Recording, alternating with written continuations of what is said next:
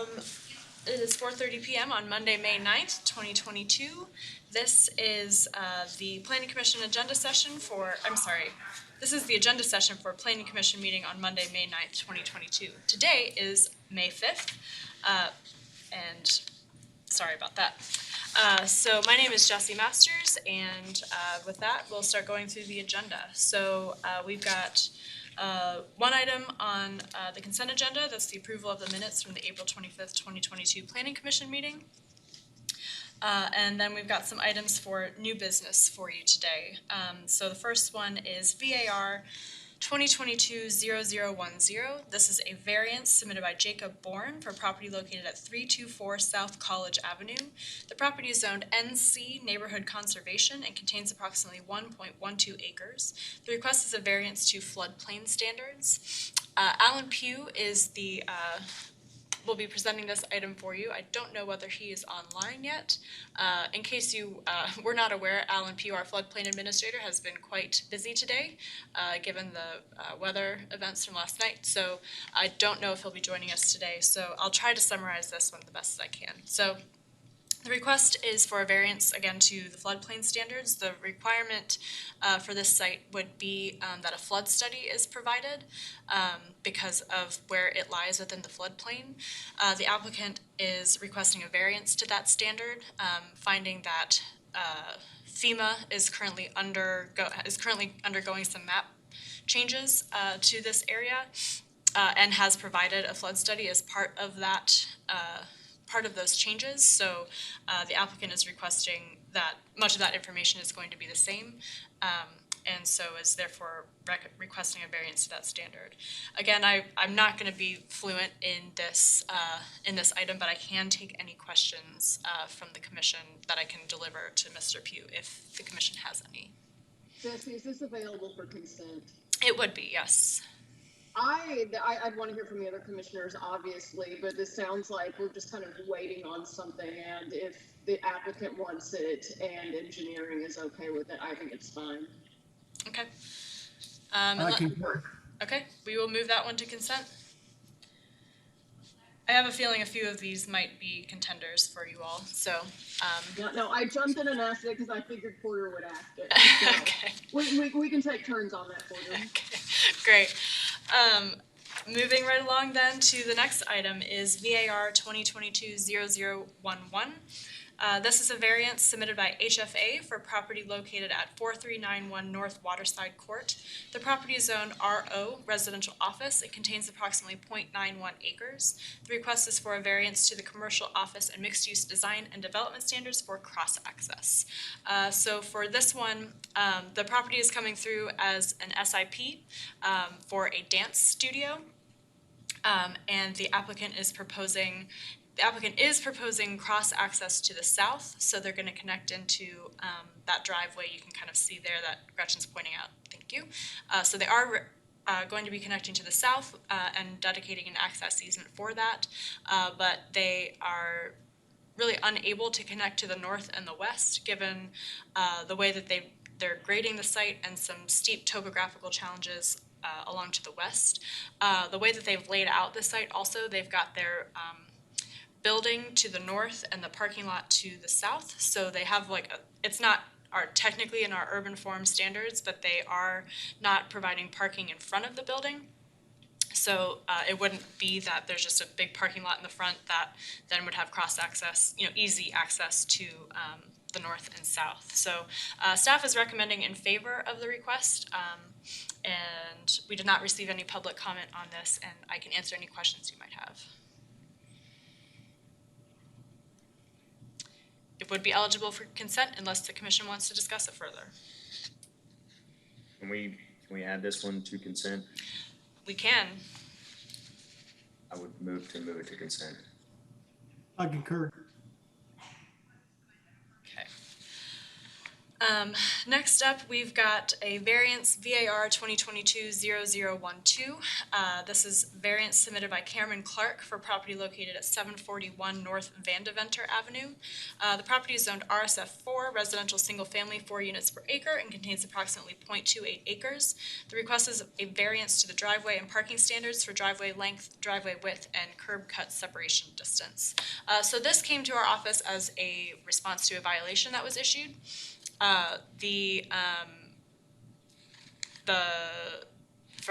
To go into some of the background on it, the applicant submitted a building permit to the city back in June of 2021, or July of 2021, and received a permit. However, that permit was not reviewed by several city divisions, and they commenced construction.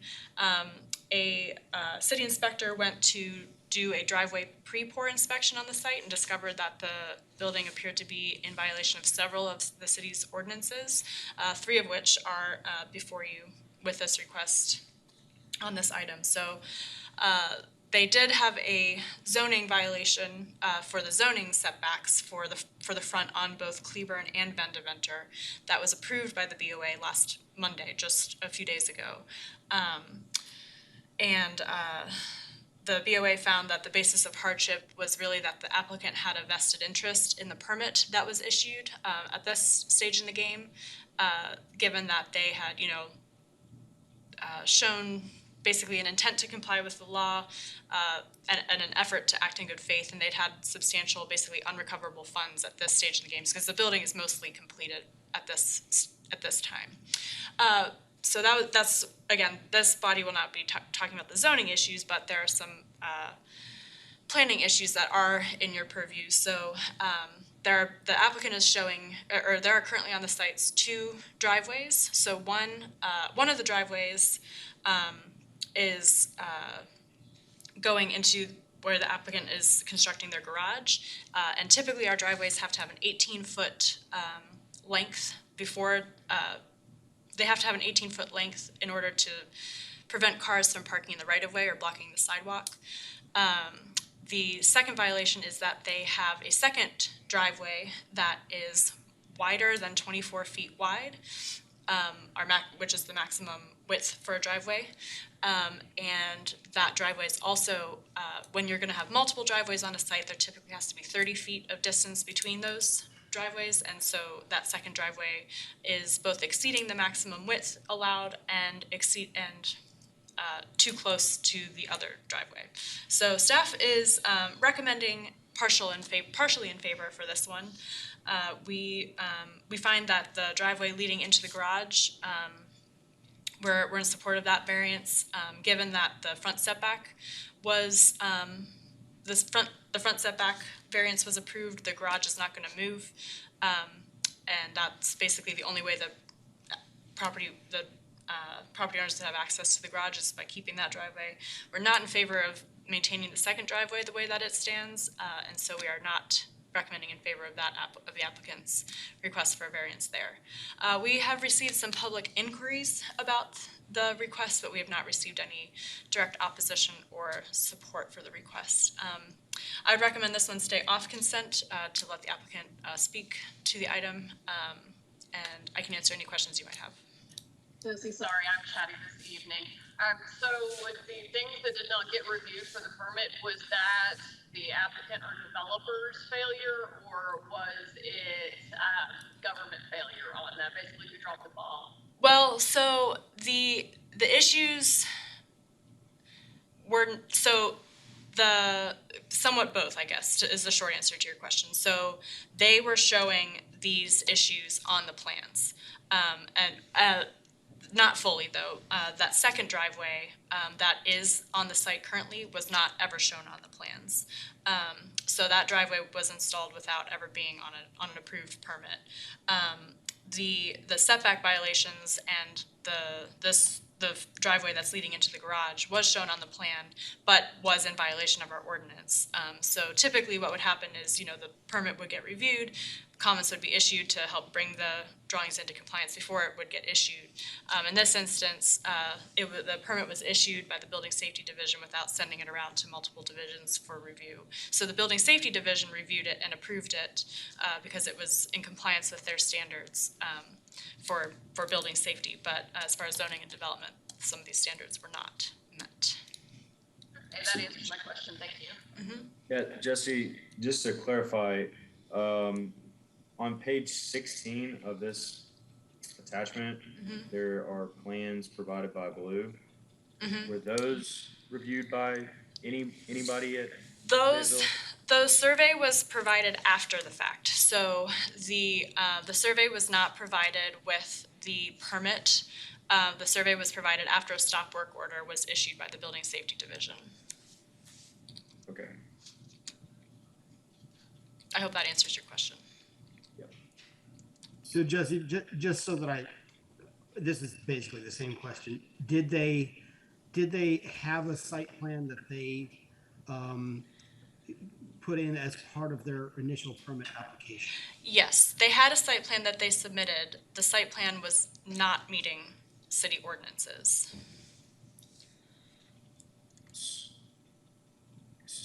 Is there any way we can see what was provided, or? That is in your packet. It should be anyway. There should have been some architectural drawings included. I apologize if they weren't. Okay. There should be some site plans and elevations. Is page 10 probably the one that they put in with the application? I'll have to double check. Give me 1 second. I apologize. I'm sorry if that wasn't included. And my computer's dead. Give me 1 moment.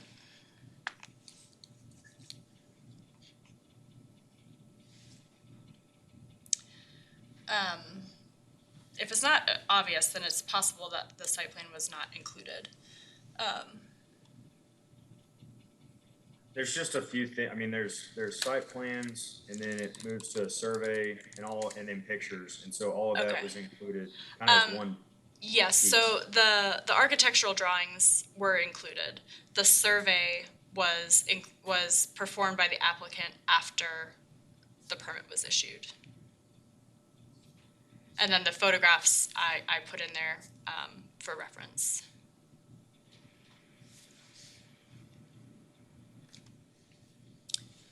Are there any further questions? Well, I'm trying to, and I apologize because I'm looking through the plan. So is the second driveway that doesn't show up anywhere, is it going to Claiborne Street? Yes. Okay. It is, you can see it on the survey that the applicant provided. But it was not included in the original plan set. So basically they paved a big area that should otherwise be their backyard. That's too wide and too long. Yes, it's too wide and too close to the other driveway. Okay. And it doesn't go to a garage or anything, it's just a paved back area. Correct, yes. They, with their plans, are showing a bonus room above the garage. And it's not an official ADU per our ordinance because it doesn't have like a kitchen or anything. It's just a bedroom and a bathroom. But I think the intention behind this secondary drive was to have parking for that additional bedroom potentially. But again, it's not a formal ADU. And it's an extra wide anyway. Correct, yep.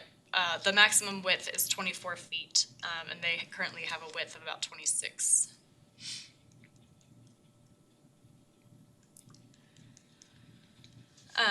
Any other questions? Okay. Yeah, one other question. Okay. Would we be allowed to trade off something for a variance in this situation, like, I don't know, a plant or some lighting or whatever, something else? So I think, that's a great question. I think the commission would have the ability to attach conditions of approval to the variance request. Again, they would have to be, connected to the issue at hand.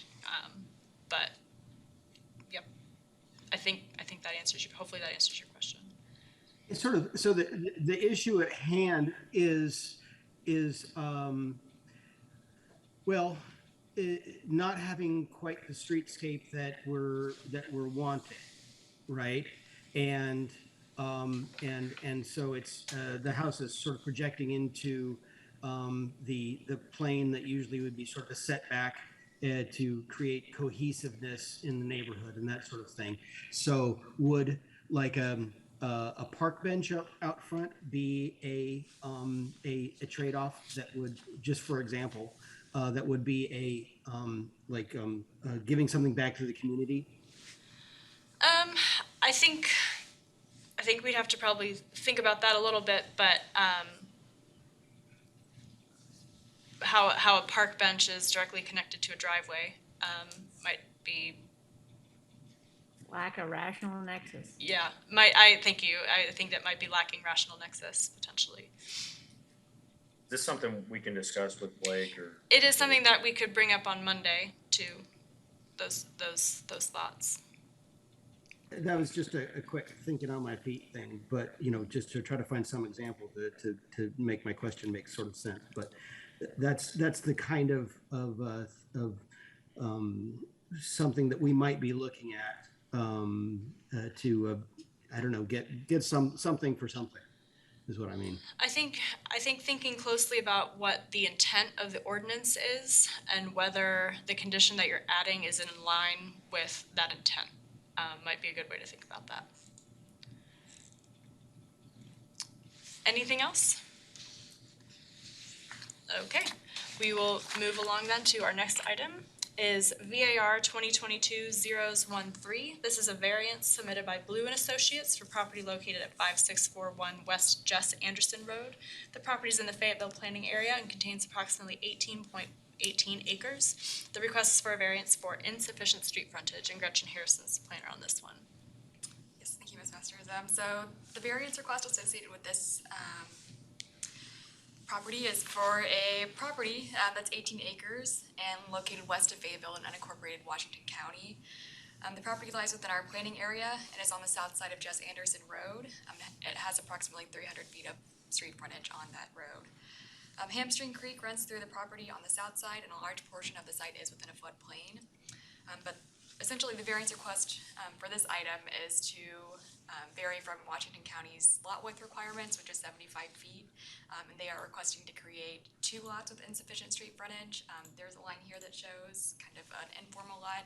They would be formally creating this lot here with no street frontage, and then creating a tandem lot here with 26 feet of street frontage. And so staff is supportive of this variance request. Just based on typical reasons. It's pretty consistent with the general rural residential lot pattern in the area, in the county, and the properties will be accessible through a 30-foot wide access easement that is currently being shown on the survey that was shared by the applicant. Our engineering division did express some concerns about water access. There is a city water main on Jess Anderson Road, and the lot without frontage wouldn't be able to access it by crossing the other properties. So they are kind of conditionally recommending approval of it as just making sure that each lot has at least some frontage. But we are recommending approval of this variance and do plan to work out those remaining comments from engineering as part of the lot split review process. So we did not receive any public comment on this item. And again, we are recommending approval with some conditions. And I can stand for any questions that you may have. Gretchen, did this go through subdivision? And is anybody here from that? It did not go through subdivision. It's just a lot split. They're only creating 2 new lots out of it. So it's been administratively reviewed so far. This seems like an item for consent then. Okay, I agree. Fine with me. Same. we will do that. Thank you. Are there any other questions? Okay, we'll move along. We've got VAR 2022-014. This is a variance submitted by MBL Planning for property located northeast of West Weddington Drive and North 54th Avenue. The property is split zoned RIU Residential Intermediate Urban and CS Community Services and contains approximately 38.8 acres. The request is a variance from the urban residential design standards to use a building type more than 3 times in a development. Ryan Umberger wrote the report on this one, but he will be out on Monday, so I'll be presenting the item for you. So the request before you today is essentially that. The applicant is looking to use a building type more than 3 times in a development. They are showing an intent to use, so the site in question actually has a multitude of different housing types on it. It is a mixed-use development with some single-family, two-family, and some triplexes as well, I believe. It is meant to be an affordable housing development, so they are, one of the reasons for the request is that, you know, the fewer times they can vary the footprint, the argument is that the more affordable the development can be. So that's kind of what's spurring the nature of the variance request from the applicant. From staff's perspective, we're supportive of the request. Much of the intent behind this ordinance is to avoid repetitive design. We find basically that the fact that there are multiple different types of housing and that a lot of it won't be visible from the view of the right-of-way kind of alleviates the concern we might have in granting a variance to this standard. So we're supportive of the request. We have not received any public comment on it, and I can answer any questions you might have. I'll have more information on Monday on it as well. Jesse, does changing the paint color qualify for a change in design? Yes, so the typical standard requires a change in color, material, and roof form. So the change actually has to meet all 3 of those standards. So I think it, just to speak to conditions of approval, could be worth, maybe they can change the paint color, you know, that might be something worth considering, but. And if you flip the plan, I'm sorry. does that count as different? I'm sorry, Commissioner Madden, you broke Did up I a little break bit. up? Yep. I asked if flipping the site plan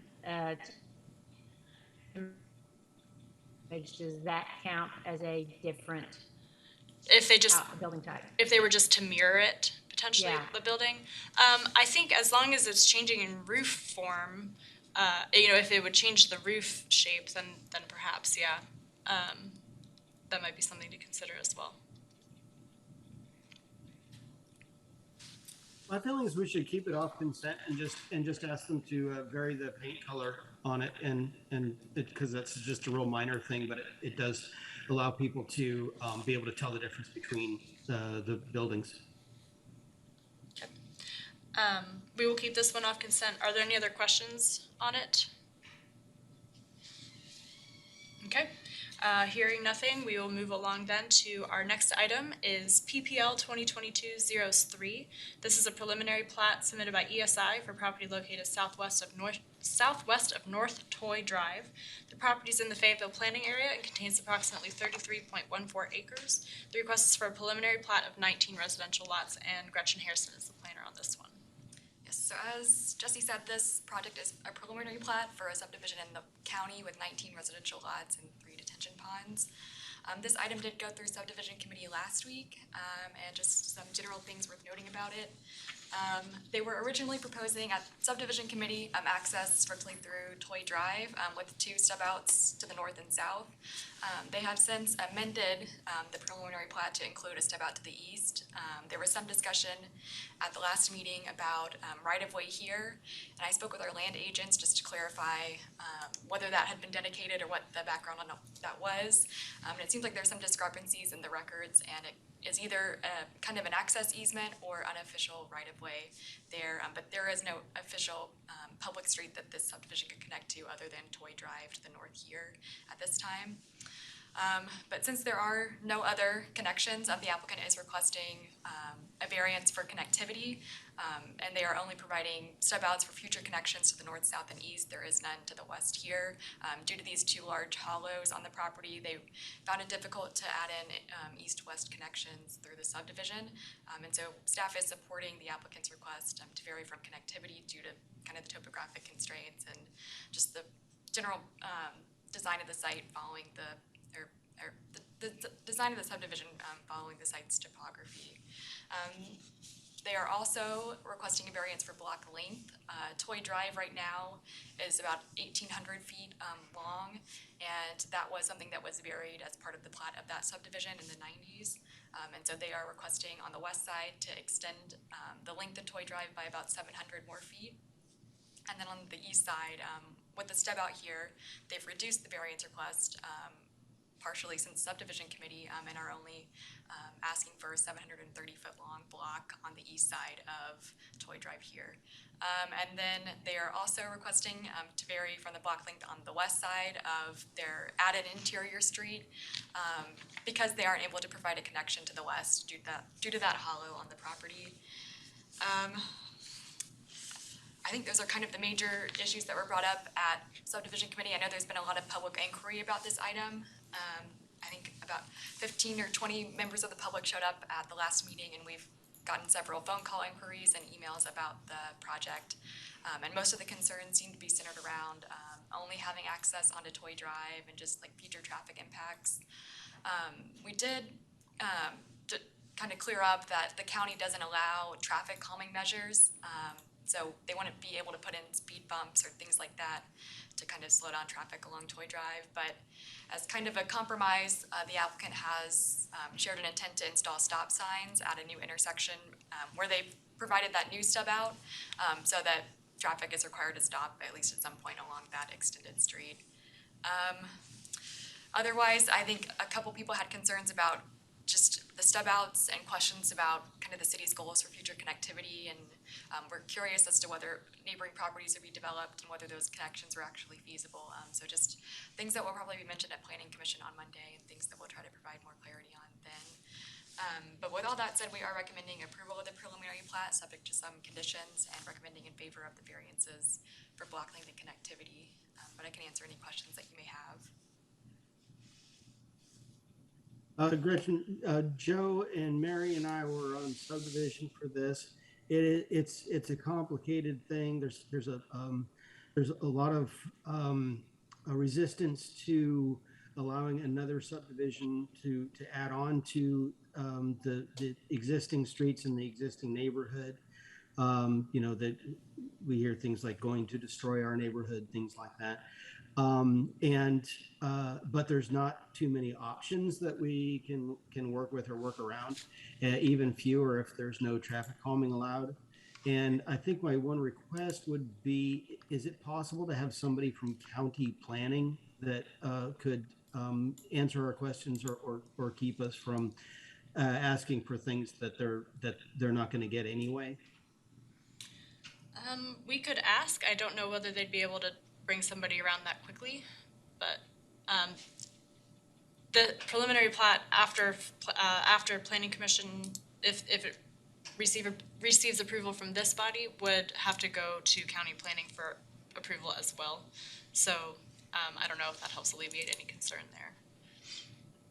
Yeah, I guess it's if it goes to county planning and we put conditions on it or something like that, county planning can just take them off, right? I don't know what I'm not sure. I don't think I've ever had that question, so I can try to find an answer for you. It's Oh, sorry. oh, go ahead. I just wanted clarity from, I guess, what changed from subdivision committee until now. There was additional stub out, I guess, on the northeast of the property. Is that what I was hearing? You're right. Yeah, that's the only change that's been made since the subdivision committee meeting. It wasn't there originally for that meeting. And there's no clarity if there would be a connection to, I'm blanking, but is it Wheeler Road or It is Double Wheeler. Springs? Yeah. Okay. I think the developer or neighbors would need to do a title search just to clarify if right-of-way exists on those adjacent properties, but there is no road there now, so they couldn't connect at this moment, but there may be room for future connection. Okay. Thank you. Congratulations, Porter, again. What the neighbors were asking for was using that little road to the northwest, or coming in directly from the west north. Sorry, from the east at the northeast corner. And can we get some clarity from engineering as to whether that is even something that we could consider? Because that's what the neighbors are asking for them to do. So I think the question is whether the subdivision could be accessed through the northeast section to Wheeler. Is that your question? Yeah, that's what So, yeah, so at this time, neighbors. there isn't currently any, or there doesn't appear to be any right-of-way there that's been dedicated officially. So in order for that connection to be made, that it would probably exceed the rough proportionality consideration for the impact of this development to try to acquire, access and build a road that would meet standards to make that connection. But hopefully that answers your question. The applicant did install an additional stub out and is showing an intent to dedicate right-of-way on their property to allow for a connection in the future, should that be possible. Any other questions on this one? Well, I was looking and I skimmed some of the correspondence too quickly.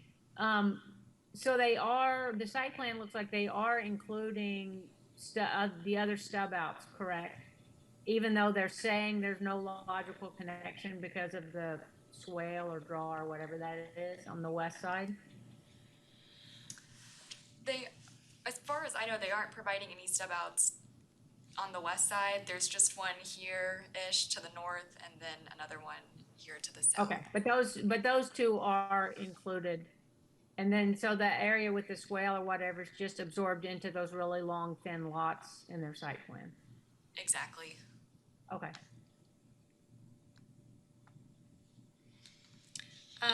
Any other clarification staff can offer? Yeah, just to clarify, that stub out to the south is right in front of a new house that's being built, as far as I understand it, across the street. And that neighbor, as far as I understand, does not want that stub out there. Just to get heads up on something you'll probably hear on Monday. Okay. We will then move on to our next item is LSD 2022-02. This is a large-scale development submitted by Community by Design for property located at 1835 East Mission Boulevard. The property is zoned RSF4, residential single-family, 4 units per acre, and contains approximately 1.61 acres. The request is for a cluster housing development with 8 single-family units and associated parking, and Gretchen's the planner on this one as well. So the property for this item is in northeast Fayetteville on the south side of Mission Boulevard. The property is currently developed with one dwelling, though a conditional use permit for cluster housing associated with this proposed development was approved in November of last year. The applicant for this item is requesting large-scale development approval to develop the property with 8 cluster housing units, and they have submitted 2 variance requests. The variances were for kind of the cluster housing requirement for pedestrian circulation. We typically like to see kind of a pedestrian circulation system as being distinct and separate from vehicular circulation systems, but in this case they've combined those into a permeable kind of loop through the cluster housing development, and staff is supportive of the request based off some of the points that were made in the applicant's request letter. They have shown an intent to meet the spirit of that requirement, and just we find that traffic won't be negatively impacting their proposal, and so it's a reasonable compromise, I think, in this instance. And then they also requested a variance for the 15-foot wide landscaped area between the right-of-way and just the property.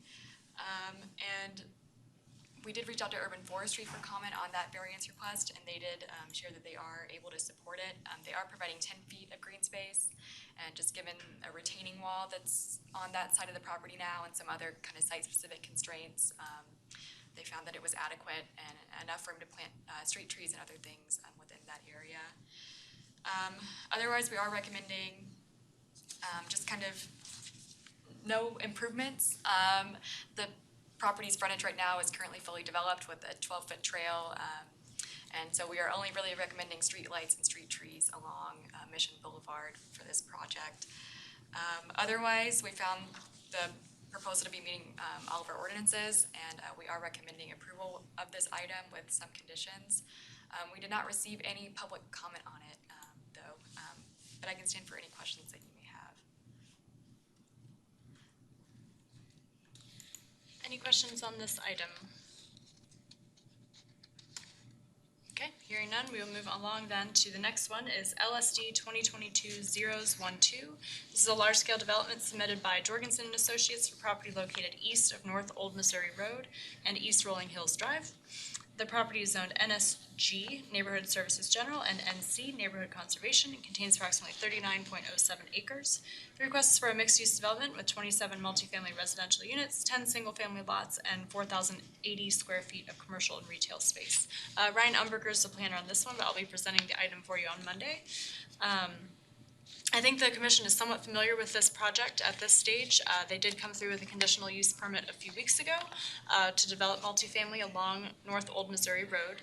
So this is now the associated large-scale development with that project. So they are proposing a mix of multifamily and some commercial spaces along Old Missouri Road, some street extensions, so they are proposing to extend Rolling Hills Drive and create some new additional streets within this network, as well as some single-family homes as we get away from North Old Missouri Road. There are a lot of moving parts to this development as far as street improvements go, so you'll want to look at that section. There's a potential for a cost share of trail construction along the North Old Missouri Road frontage, so that's up for consideration. Everything else, again, I think the commission is going to be relatively familiar with, given that you have seen some of this proposal before. We have received some public comment on it. Most of the public comment is centered around the loss of tree canopy in the area and concerns about traffic and other public comments to that effect. I can answer any questions you might have. Again, I'll have more information to discuss on Monday, but let me know what I can answer for you at this time. I have a question because this came to subdivision a month ago and we didn't forward it, so I'm assuming it was looked at again at the last subdivision. Yes, that is correct.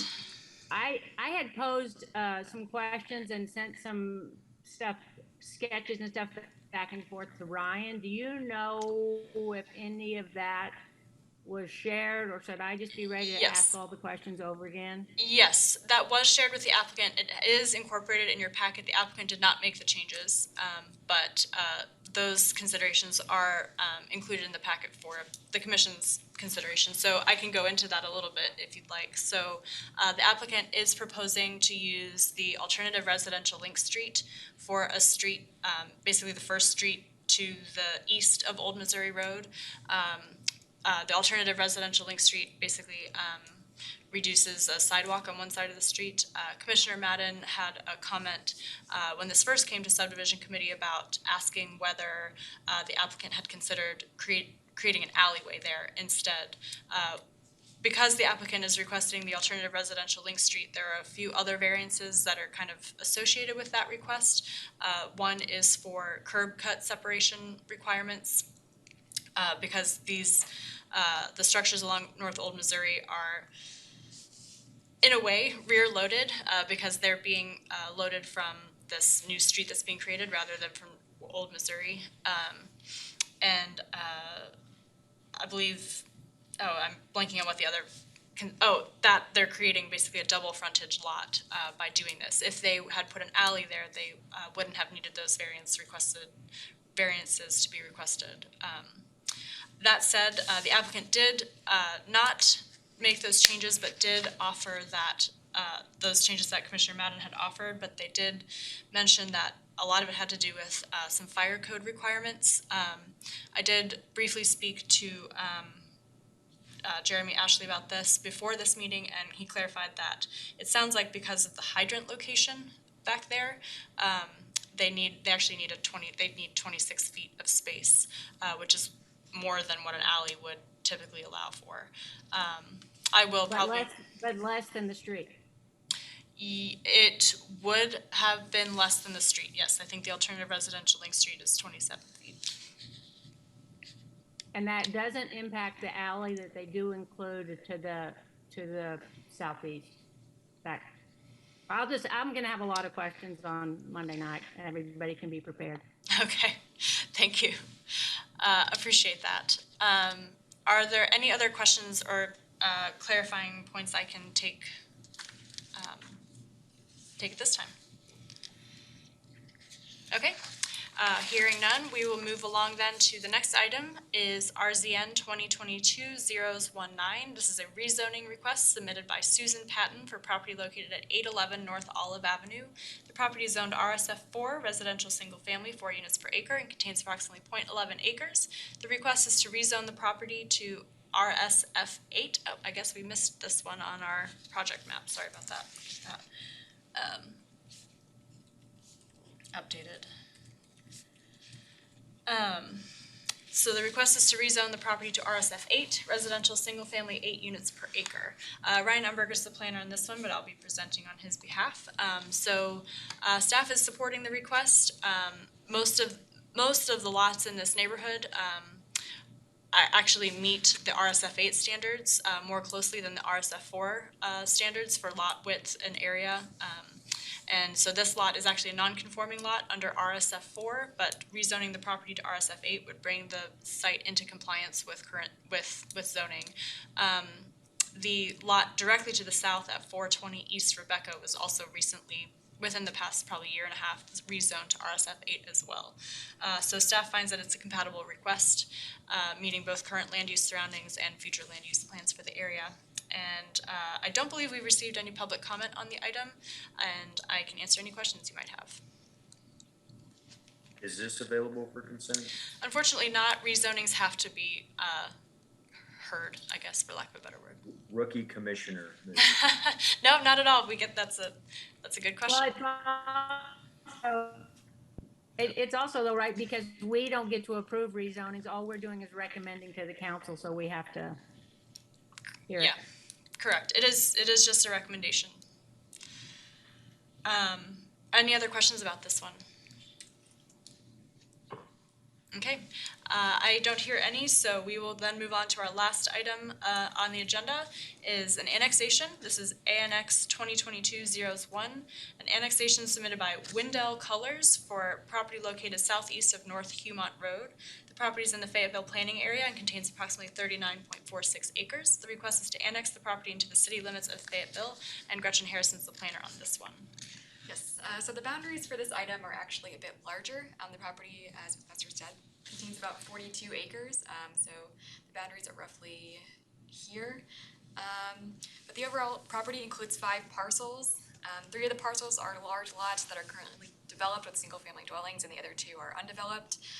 The site is relatively flat, sloping gradually downwards towards the Clapper Creek corridor to the south.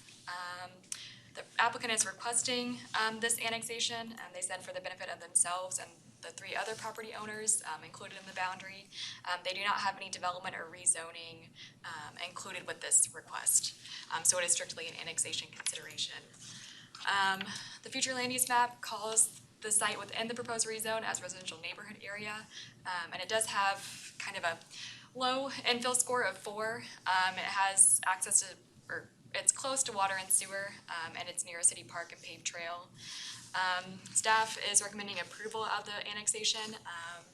It's kind of reducing a peninsula in the city's boundary, and there is some land to the west that was recently annexed in 2020. So it's fairly compatible with kind of the city's future plans and the surrounding area. and it does have adequate access to utilities, and it would not place kind of a burden on the city to annex this area into our limits. We are recommending approval of the item. I don't think we've received any inquiries or comment on it, but I could stand for any questions that you may have. Are there any questions? Okay, hearing none. That is the last item today. I do have a couple announcements for you this afternoon. Firstly, I think it's been brought up before, but the Parks Department is working on a master plan and is looking for a planning commission member to sit in as part of the steering committee. I have put a bug in Commissioner Sparkman's ear about potentially collecting any interested names of people who might want to sit on that committee, and then have her tap the candidate to sit on that committee. So if you would, if you're interested, please let us know maybe over this weekend, and then we can have Commissioner Sparkman possibly announce somebody on Monday. The other is also the Active Transportation Committee is also looking for a planning commission member to sit on that committee. It's slightly different than a steering committee for the master plan. This is, I think, the Active Transportation Committee usually has the planning commissioner sit on. I think Commissioner Johnson has previously served in that role. Yeah, if you are interested, please let Commissioner Sparkman know on either of those things. I think the Parks Department is looking to kind of start their steering committee work relatively quickly, so if you're interested, let us know. Also, the other couple other announcements: the tandem lot ordinance passed council on Tuesday, so great work, everybody. Things are moving. And then Britton reminded me that your bylaws amendment will be coming up at the next Planning Commission on May 23rd. That official language, I think we're going to probably forward along to you all just to have ahead of time to read, but then again, that will be coming on May 23rd. So if you'd like to add that as an item for discussion on this coming Monday's agenda, let me know. Otherwise, we'll just let it ride to May 23rd. Jesse, can we add one thing? And it sounds like Britton has something else she'd like to add. Good evening, everyone. Good to see y'all coming in at the end of the meeting with just a question to check in with y'all. We're kind of curious if anybody has received an inquiry or a request for an interview, maybe from like journalism students from the U of A or maybe from another source. Mary Madden, I see you have. Yeah. Yes, I have. Okay, I Jim, forwarded you mine too. to Jonathan earlier today to ask what the policy was on that sort of thing. Okay, so planning staff is happy to support requests for information, especially if y'all would feel more comfortable for that. So Jonathan is checking in with our communications staff, and he said until until we have a clear answer, y'all are welcome to direct any interview requests to planning staff. And we can help with that. And then he will also send out an email when he understands if there is a process that needs to be followed for that. So just to let y'all know that you have support in that, and we're looking into it, and he'll provide an update as soon as he has one available. Can I back up to one, Jesse, on the two additional activities? Do you have any ballpark idea of what sort of time commitment either one of those is? I don't immediately. I think the Active Transportation Committee meetings would be posted on the website as far as how often they meet. The person probably to reach out to about time commitment for the Parks Steering Committee, my guess would be Allison Jumper with the Parks Department, who would probably be able to give you the most specific information. Thank you. Yeah, great question. Commissioner Winston, you have your hand up? Yeah, the two items, the Rolling Hills one and the one that's out in the county, we spent quite a lot of time hashing out possibilities and looking at the variations of the theme on both of those. And if y'all would watch the subdivision committee, you'll get up to speed on both of those. Commissioner Madden, we did go through. They addressed each of the suggestions and why they, chose what they chose and stuff. So we might be able to shorten up those two items in our meeting if everybody has a good background on it. Thank you. Thank you. Any other questions today? I don't think there's any more announcements, so with that, we will go ahead and adjourn. Thank you, everybody.